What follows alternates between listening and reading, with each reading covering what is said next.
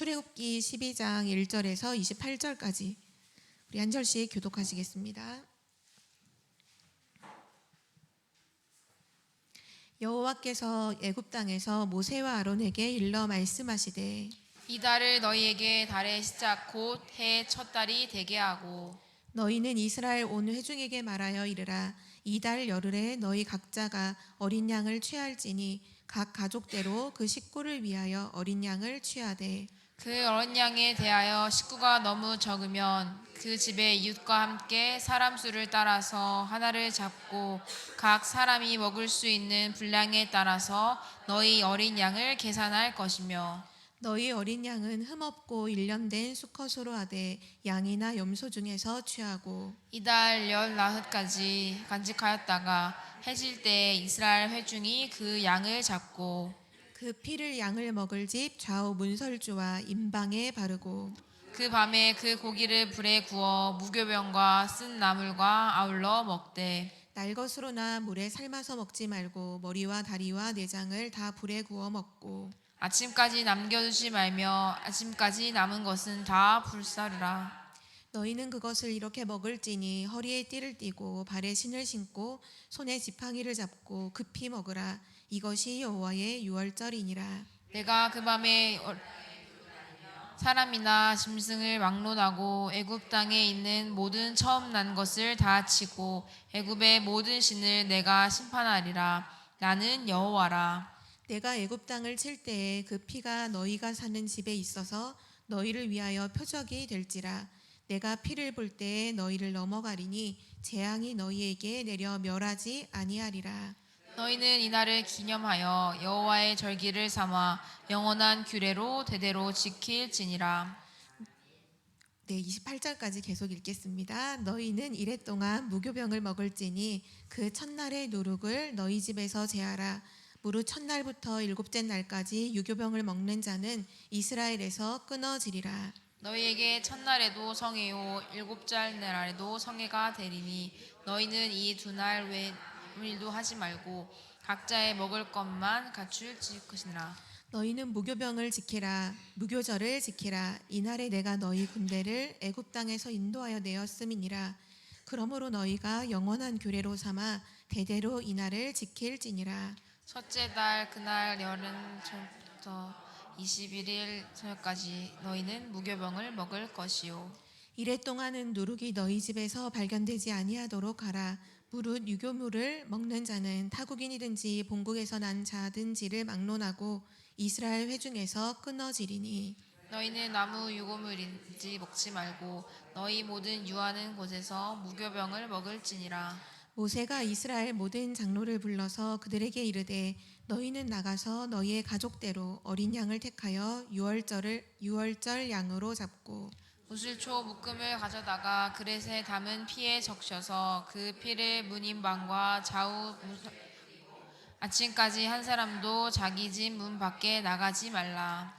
여호와께서 애굽 사람들에게 재앙을 내리려고 지나가실 때에 문 임방과 좌우 문설주의 피를 보시면 여호와께서 그 문을 넘으시고 멸하는 자에게 너희 집에 들어가서 너희를 치지 못하게 하실 것임이니라.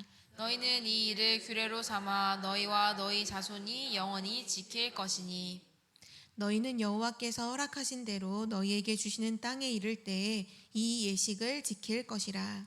이후에 너희의 자녀가 묻기를 이 예식이 무슨 뜻이냐 하거늘 너희는 이르기를 이는 여호와의 유월절 제사라. 여호와께서 애굽 사람에게 재앙을 내리실 때에 애굽에 있는 이스라엘 자손의 집을 넘으사 우리의 집을 구원하셨느니라 하라. 함에 백성이 머리 숙여 경배하니라. 이스라엘 자손이 물러가서 그대로 행하되 여호와께서 모세와 아론에게 명하신 대로 행하니라. 아멘. 네, 오늘 말씀의 제목은 유월절입니다.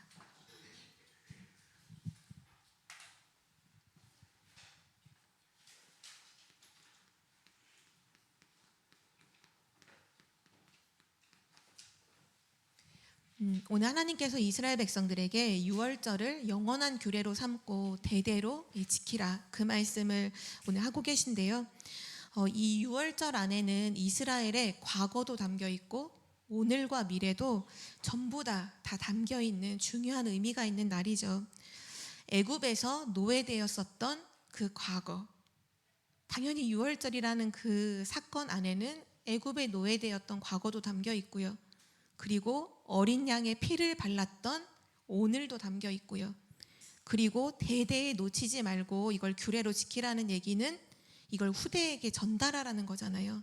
후대에게 이것을 반드시 전달할 미래까지도 담겨져 있습니다. 그래서 오늘 우리는 이 6월절 말씀을 통해서 복음 언약 안에서 나의 과거, 오늘, 미래를 완전히 찾아내는 오늘 그 응답이 있기를 기도합니다.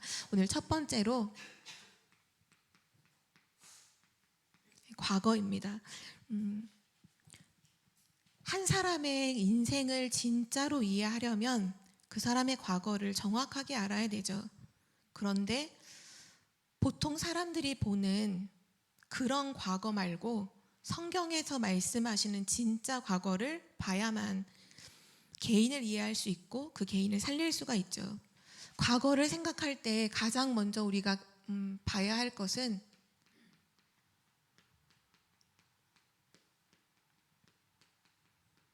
창세 전에 있었던 문제입니다. 창세전 문제. 바로 사단에 타락했던 바로 그 부분을 말하는 거죠. 창세전에 있었던 존재, 바로 사단의 존재가 있음을 분명히 성경은 말씀하고 있고요. 이 창세전에 있었던 이 사단이 창조 이후에 창세기 3장 사건을 배후에서 일으키게 되죠. 하나님을 떠나도록 만들었어요. 모든 사람으로 하여금 하나님 떠나도록 속였죠. 그 속인 방법도 자기가 타락했던 방법과 똑같은 걸로 역사했어요. 사단이 어떻게 타락했느냐? 나도 하나님과 같이 영광을 받고 싶다. 하나님의 자리에 내가 서고 싶다라는 걸로 천사가 타락해서 사단이 되었죠. 근데 그 사단이 하나님이 창조하신 최고의 그 하나님의 축복받은 인간에게 찾아와서 똑같이 속였어요. 너도 하나님처럼 될 수 있다. 네가 하나님 자리에 설 수 있다. 그래서 인간을 완전히 타락시켰죠. 그 창세기 3장 사건 이후로 모든 인간은 하나님을 떠난 죄와 저주, 운명, 고통 속에서 살아가고 있죠. 이것이 가문을 통해서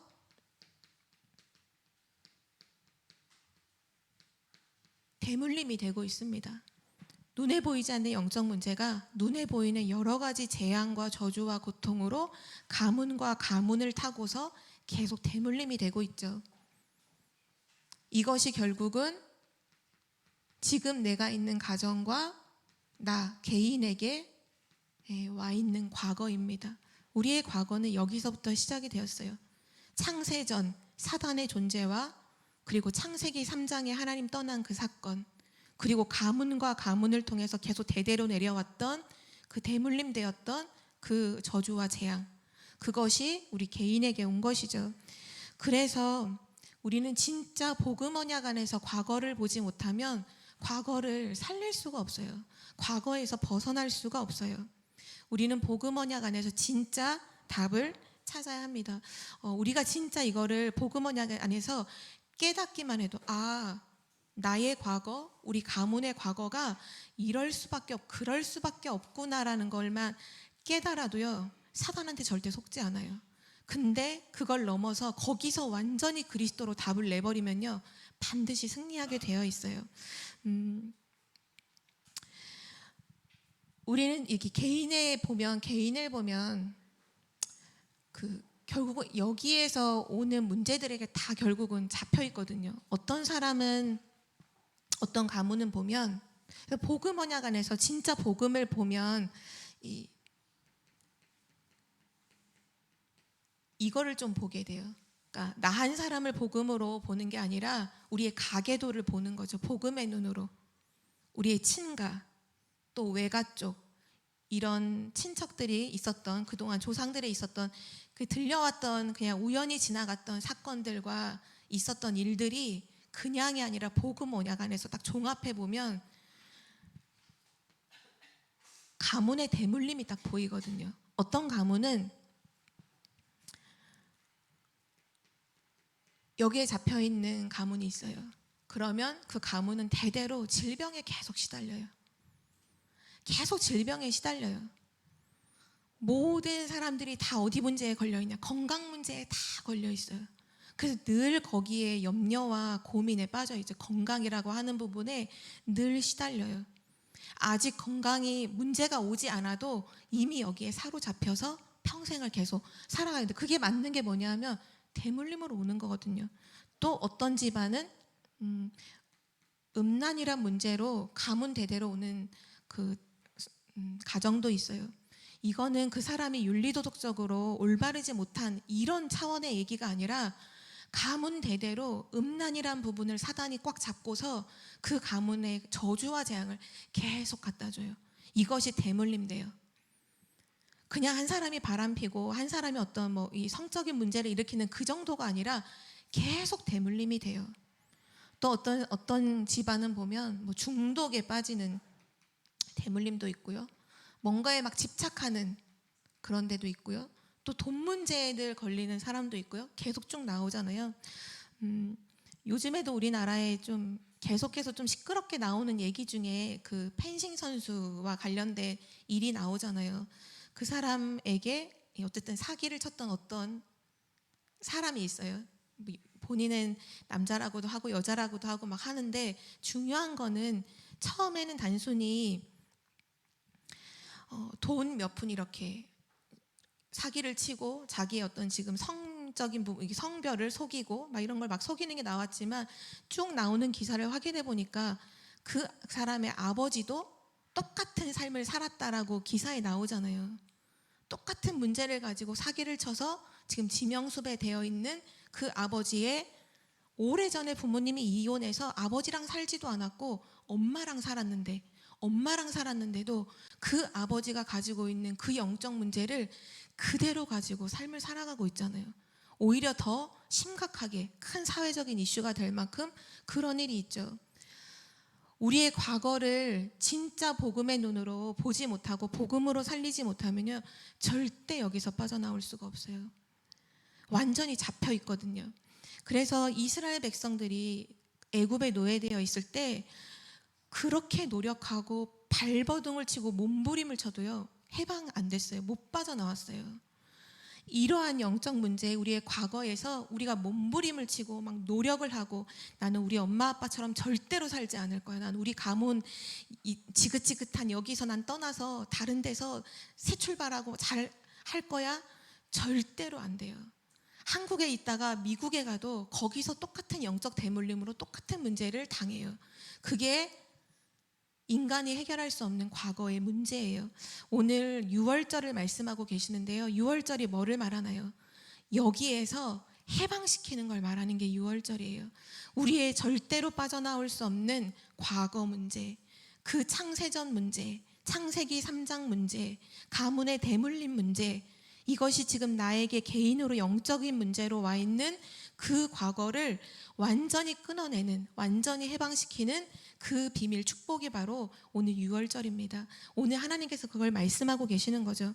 그래서 우리의 몸부림으로는 절대 빠져나올 수가 없어요. 유월절, 어린 양의 피를 바를 그때, 진짜 그리스도를 붙잡을 때 과거 문제 해결되는 줄 믿습니다. 그리스도가 절대로 필요하다는 걸 붙잡아야 돼요. 저도 복음을 알고 나서 뭐 이걸 드러내놓고 말하진 않지만, 저 개인적으로는 저의 가게도, 저희 친가 쪽, 외가 쪽에 대한 이런 부분들이 정리가 되었어요. 그래서 저는 알고 있어요. 우리 가문을 사단이 어떤 부분을, 외가 쪽에서는 어떤 부분을 가지고 사단이 공격했다는 걸 저는 알아요. 친가 쪽으로는 어떻게 공격했고 어떤 부분이 연약하고 약한지를 알아요. 그래서 그 부분에 속지 않아요. 왜냐? 아니까요. 알고 그 부분을 넘어서요. 제가 어렸을 때에도 저희 어머니한테 늘 들었던 부분 중에 하나가, 그 어머니 가문에 있어 흐르는 영적인 대물림이 뭐냐 하면 그게 단명이에요. 단명. 남자들이 40대 이전에 단명하는 거. 그래서 저희 어머니의 아버지, 외할아버지죠. 외할아버지 그 가문에 있는 모든 남자들은 전부 다 단명했어요. 40세 이전에 밭에서 일하다 죽고, 길 가다 죽고, 그냥 멀쩡히 살아있다가도 40세를 넘기기 전에는 다 죽었어요. 그래서 그거를 보고 자란 저희 외할아버지가 되게 일찍 결혼을 하셨는데 어릴 때부터 그 생각에 사로잡혀 있었대요. 나도 40대기 전에 죽는다. 나도 40대기 전에 죽을 것이다. 그래서 살아있지만 살아있는 사람이 아니라 얼굴이 새카맣게 죽을 만큼 그렇게 마음과 생각이 시달리면서 사셨거든요. 그런데 어느 날 진짜 하나님의 은혜로 그 작은 시골 마을에 교회가 세워지고, 그 교회도 큰 건물이 있는 교회도 아니고 가마더미 이렇게 쌓아놓은 천막으로 지어진 작은 교회가 들어서게 되고, 거기서 저희 어머니가 처음으로 신앙생활을 하시고, 그리고 가정에 복음이 증거돼서 외할머니가 이제 구원을 받으시고 신앙생활 시작하고, 그리고 외할아버지까지 구원받고 신앙생활 시작하셨거든요. 제가 알고 있어요. 제가 어릴 때 저희 외할아버지가 80 넘어서까지 사신 걸 잘 알고 있거든요. 그 운명이 끊어졌어요.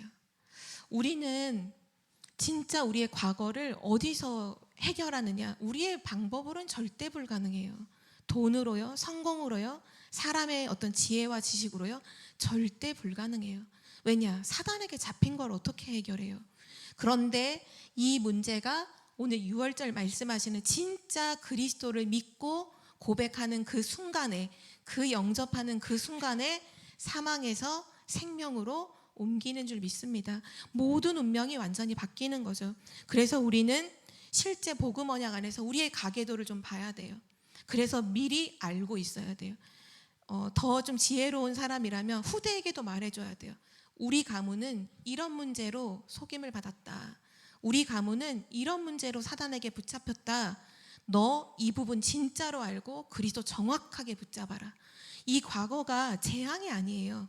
과거가 발판이 되는 거예요. 어떤 발판? 그리스도를 붙잡아야 될 절대절명의 이유가 되는 발판이 되는 거죠.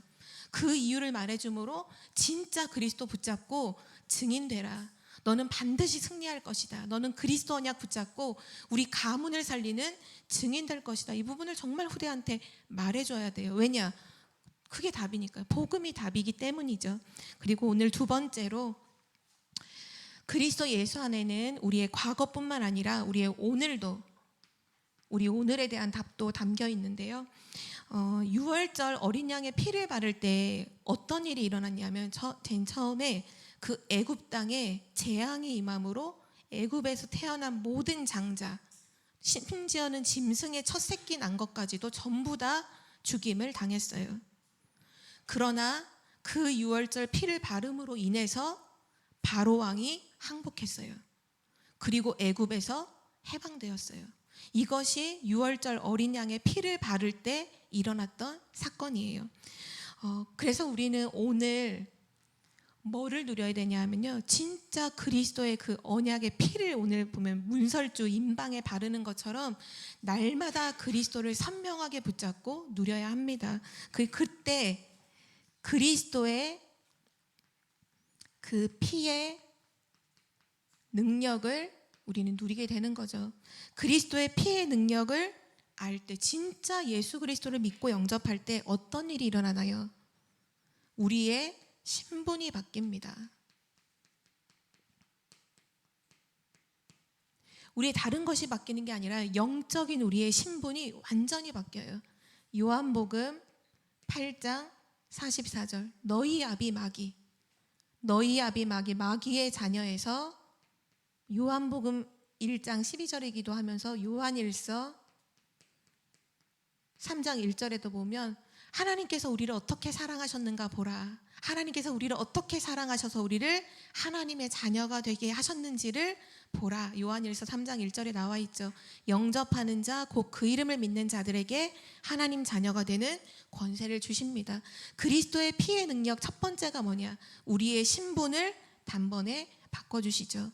그리고 신분만 바꿔주시는 것이 아니라 우리를 하나님께서 성전 삼으셨어요. 왕이 있는 곳을 왕궁이라고 하죠. 하나님이 계신 곳을 성전이라고 합니다. 하나님께서 우리를 성전으로 삼으셨어요. 고린도전서 3장 16절이죠. 너희는 너희가 하나님의 성전인 것과 하나님의 성령이 너희 안에 계시는 것을 알지 못하느냐. 하나님이 눈에 보이지 않게 성령으로 우리와 함께 하심으로 우리가 거룩한 성전이 되었어요. 하나님이 함께하는 존재가 된 것이죠. 그리고 예수 그리스도를 진짜로 믿고 고백할 때 어떤 능력이 나오느냐? 우리에게 천국 열쇠를 주셨습니다.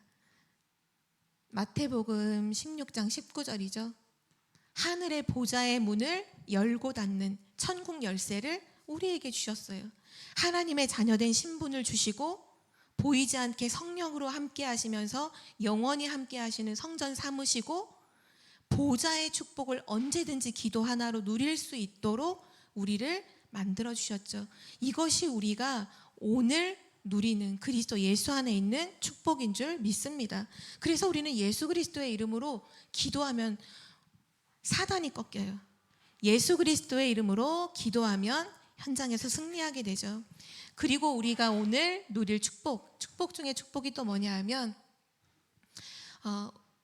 오늘이라고 했을 때 항상 우리가 질문해야 되는 것이 하나 있는데요. 그게 뭐냐 하면 지금 나는 어디에 있는가? 이게 오늘 우리가 해야 될 가장 중요한 질문이에요. 지금 오늘 나는 어디에 있는가? 늘 메시지에서 많이 말씀하셨죠. 나의 현 주소, 지금 내가 있는 곳. 그게 우리의 오늘이죠. 지금 내가 있는 곳. 지금 내가 있는 곳이 어딘가요? 그리스도 예수 안에서. 이것이 우리의 현 주소입니다. 그리스도 예수 안에서. 또 다른 말로 한다면 임마누엘이죠. 임마누엘.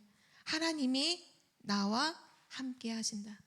영원토록 함께 하시겠다고 약속하셨던 그 하나님이 지금 오늘 나와 함께 하고 계시는 거죠.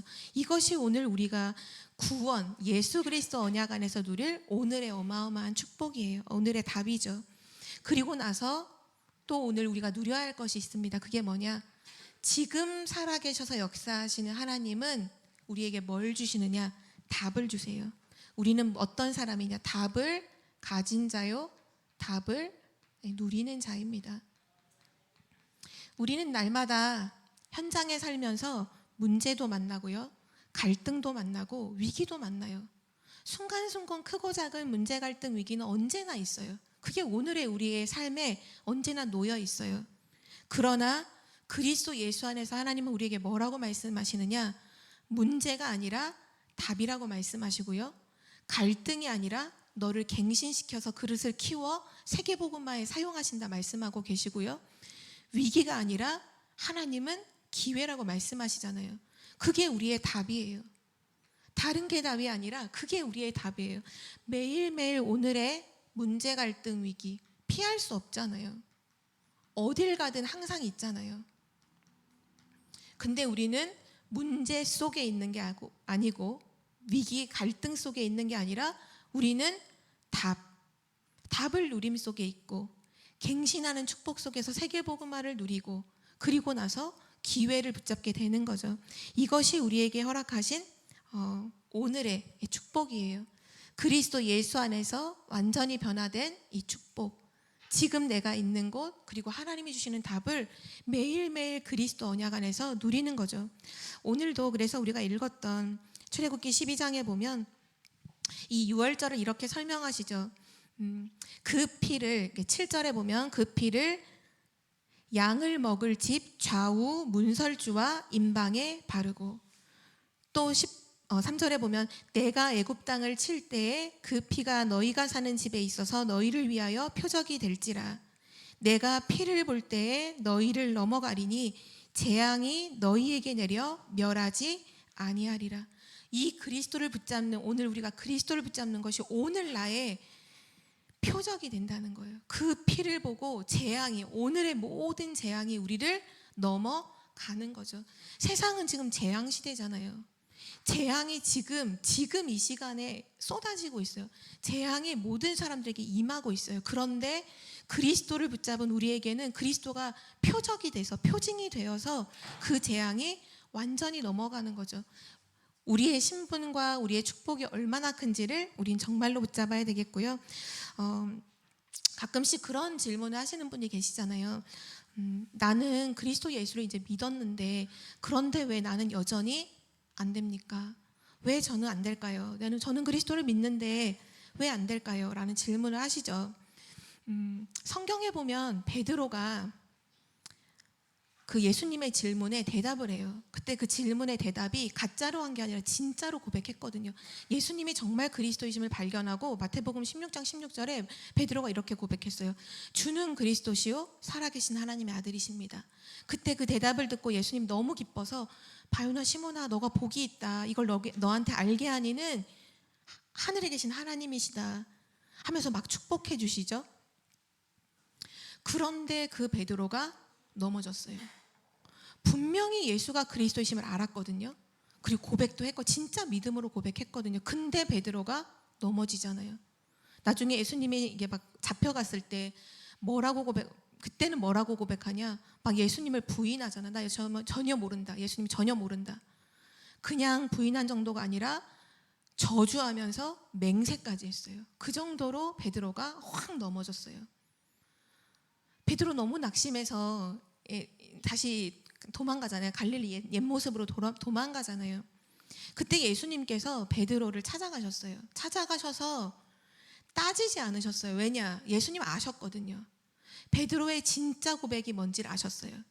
그 사람들 앞에서 했던 그 부인하고 저주하고 맹세하면서까지 예수님 모른다고 했던 게 베드로의 진짜 고백이 아니라는 걸 예수님은 이미 알고 계셨어요. 예수님은 베드로가 그리스도를 고백했던 그 고백이 진짜 베드로의 고백인 걸 알았거든요.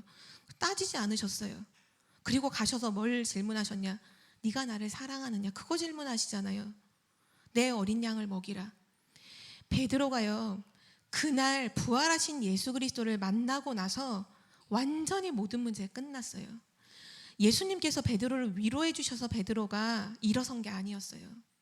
누가 베드로를 위로해주고 베드로에게 막 이렇게 해줘서 베드로가 일어난 게 아니었어요. 베드로도 그리스도 고백했지만 잘 안 됐었잖아요. 넘어졌잖아요. 근데 언제 완전히 일어섰느냐? 부활하신 그리스도를 만나고 난 이후부터는 완전히 달라졌거든요. 우리 인생 가운데 진짜 있어야 될 체험이 뭐냐? 우리가 예수 그리스도를 고백했어요. 진짜로 믿고 고백했어요. 정말 우리 삶에 이제 있어야 할 체험이 뭐냐? 지금 눈에 보이지 않지만 살아계셔서 역사하시는 그 예수 그리스도를 오늘 체험하고 만나야 돼요. 그래야 모든 문제 끝나는 거예요. 베드로가 그때 이후로는 안 흔들렸거든요. 위로해 준 게 아니에요. 베드로가 어느 정도 시간이 지나고 연륜이 쌓여서 철이 들어서 생각이 바뀐 게 아니에요.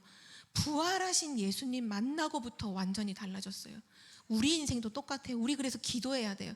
하나님 내 삶에 지금 눈에 보이지 않지만 성령으로 함께 하시고 역사하시는 그 그리스도를 오늘 만나게 하옵소서. 오늘 체험하게 하옵소서. 안 된다는 말이 나오지 않아요. 우리 인생 되어질 수밖에 없어요. 왜냐? 과거 모든 문제에서 끝났거든요. 모든 저주재앙에서 끝났어요. 지금 하나님이 엄청난 신분과 권세로 지금 함께 하실 뿐만 아니라 모든 순간에 우리에게 답을 주고 계시다니까요. 그것이 구원의 축복인 줄 믿습니다. 그래서 우리는 우리 삶에 무슨 일이 일어나든지 무슨 일이 일어나시든지 지금 언약 붙잡고 기도하시면 돼요. 하나님은 반드시 응답하시는 줄 믿습니다. 마지막 세 번째로 이 6월절 언약 안에는 미래가 담겨 있는 것처럼 우리 구원에도 미래가 담겨 있어요. 오늘 중요한 말씀을 좀 같이 몇 구절 읽어볼 텐데요. 오늘 우리가 읽었던 말씀 중에 14절 말씀 우리 함께 같이 읽도록 하겠습니다. 12장 14절 말씀 잠깐 같이 읽겠습니다. 너희는 이날을 기념하여 여호와의 절기를 삼아 영원한 규례로 대대로 지킬지니라. 아멘. 우리 17절 말씀도 같이 읽겠습니다. 너희는 무교절을 지키라. 이날에 내가 너희 군대를 애굽 땅에서 인도하여 내었음이니라. 그러므로 너희가 영원한 규례로 삼아 대대로 이날을 지킬지니라. 아멘. 또 24절에서 27절까지 쭉 같이 24절부터 27절까지 같이 읽겠습니다. 너희는 이 일을 규례로 삼아 너희와 너희 자손이 영원히 지킬 것이니 너희는 여호와께서 허락하신 대로 너희에게 주시는 땅에 이를 때에 이 예식을 지킬 것이라. 이후에 너희의 자녀가 묻기를 이 예식이 무슨 뜻이냐 하거든 너희는 이르기를 이는 여호와의 유월절 제사라. 여호와께서 애굽 사람에게 재앙을 내리실 때에 애굽에 있는 이스라엘 자손의 집을 넘으사 우리의 집을 구원하셨느니라 하라 하매 백성이 머리 숙여 경배하니라. 아멘. 아멘. 오늘 말씀에서 뭐를 계속 말씀하셨냐 하면 이 유월절을 영원한 규례로 삼으라. 영원한 절기로 지키라고 하신 거죠.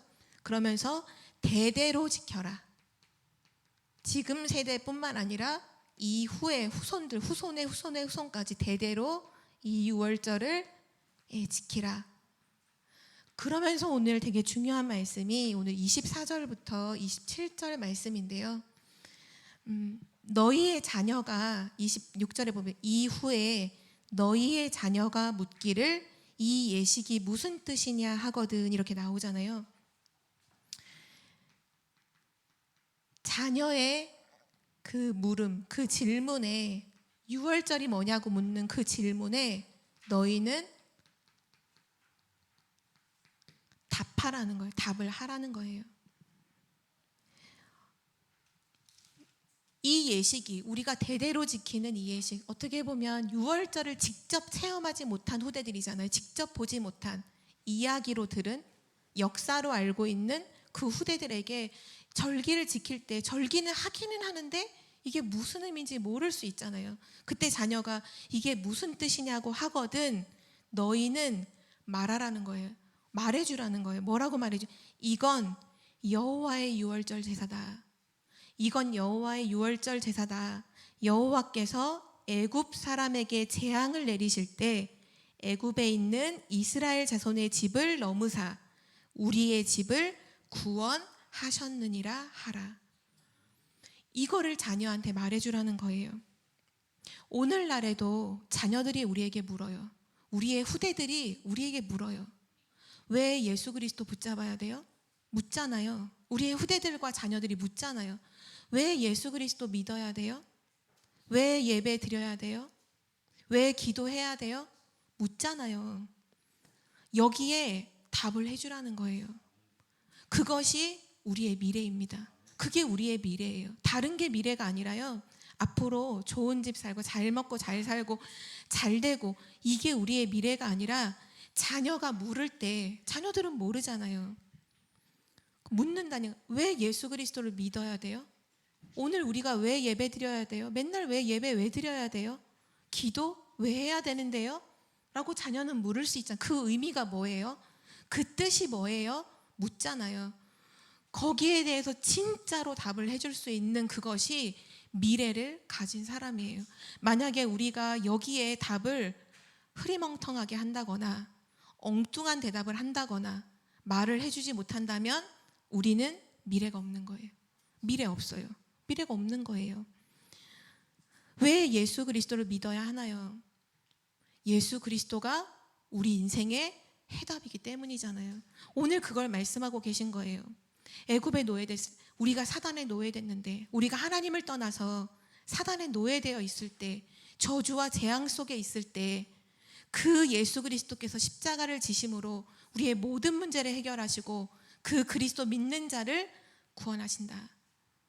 그것이 우리 인생의 해답이다라고 말해줄 수 있어야 돼요. 예배를 질문할 때 왜 예배 드려야 돼요? 말해줄 수 있어야 돼요. 구원받은 하나님의 자녀에게 있어서 우선순위는 예배입니다. 우선순위가 예배예요. 이것이 뒤바뀌는 순간 인생은 완전히 꼬이는 거예요. 예배를 뭐라고 설명해 주셔야 돼요? 예배는 교회에 와서 자세를 바르게 하고 성경을 이런 형식으로 말해주기. 예배는 뭐냐? 우리 인생의 우선순위예요. 이건 절대로 뒤바뀌면 안 돼요. 사단은 이걸 뒤바꿔요. 천하의 모든 걸 주면서 경배 바꾸려고 하잖아요. 사단은 알거든요.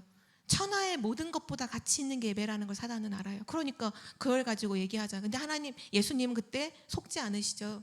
후대들한테 말해줘야 돼요. 후대들이 지금 세상에 좋은 것들 조금 좋은 거 얻으려고 우선순위를 바꿔요. 공부한다고, 시험 공부한다고 예배를 놓쳐요. 학원 가야 된다고 예배를 놓쳐요. 훈련을 놓쳐요. 지금 그런 시대가 왔어요. 예배가 우리 후대들에게 아무것도 아닌 게 됐잖아요. 말해줘야 돼요. 왜냐? 그동안 사실 후대들이 계속 물었을 거예요. 예배 왜 드려야 돼요? 그냥 드려. 잘 드려야지. 예배 잘 드리면 뭐 사줄게. 뭐 예배 잘 드리면 뭐 해줄게. 그거는 어쩌면 아이들한테 예배보다 그 사주는 게 더 가치 있다고 말하는 건지도 몰라요. 왜냐? 예배 드리면 그걸 얻을 수 있어. 그럼 예배보다 그게 더 좋다는 거잖아요. 그렇잖아요. 그게 보이지 않게, 보이지 않는 의미로 다 심겨지고 있는 거예요. 우리가 워낙 예배가 중요하다는 걸 알지만 어떻게 설명할지 몰라서 그동안 엉뚱하게 얘기한 게 너무 많아요. 예배는요, 우리의 우선순위예요. 삶의 우선순위예요. 예배로 시작하지 않으면요, 모든 것은 무너져요. 우리의 인생 모든 일에도 순서라는 게 있잖아요. 순서 바르게 시작해야, 시작이 바라야. 우리 속담에도 있잖아요. 첫 단추를 잘 끼워야 된다 얘기하잖아요. 시작이 발라야 돼요. 우리 구원받은 하나님 자녀의 시작이 뭐냐? 예배잖아요. 우선순위예요. 예배는 우선순위입니다. 이것 바뀌면 절대로 안 돼요. 기도, 왜 기도 드려야 돼요? 라고 얘기했을 때 기도는 뭔가요? 예수님 말씀하셨잖아요. 열쇠다. 하늘의 문을 열고 닫는 열쇠다. 너는 하나님의 자녀다. 너에게 주시는 모든 축복은 보좌로부터 온다. 그 보좌를 열고 닫을 수 있는 것이 기도다. 너가 기도할 수 있다면 너는 반드시 세상을 살릴 수 있다. 말해줘야죠. 기도하면 육신적인 막 돈이 불신자들이 말하는 그렇게 말해주면 안 돼요. 자녀가 물을 때 사실 지금 우리 늘 이 질문을 만나고 있잖아요. 후대들이 말하잖아요. 행동으로 질문하고 있잖아요. 말로 질문하고, 왜 그래야 되는데, 왜 그리스도, 왜 우리가 왜 복음 왜 들어야 돼요? 복음이 왜 중요해요? 그럴 때 진짜 말해주는 것, 이것이 우리의 미래입니다. 그래서 우리는 정확하게 전달해 줘야 돼요.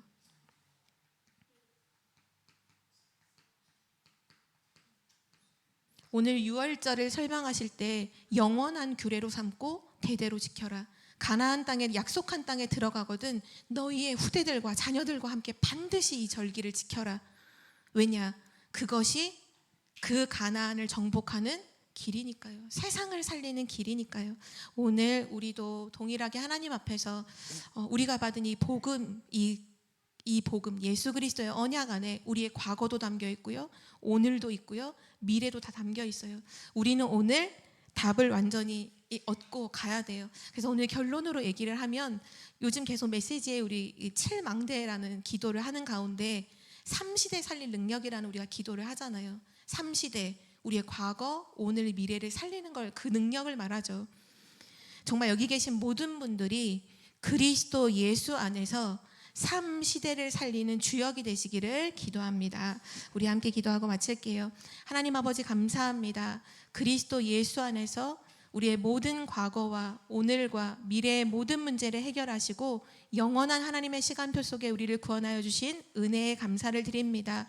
하나님, 정말 정확한 이 언약과 복음을 가지고 후대에게 답을 주고 오늘을 살려내며 과거의 모든 사단의 묶임 속에서 완전히 해방되어지는 축복을 날마다 누리게 하여 주시옵소서. 이 비밀을 모든 사람들에게 전달하여 답을 주는 자가 되게 하여 주옵소서. 감사드리며 예수 그리스도의 이름으로 기도드립니다. 아멘.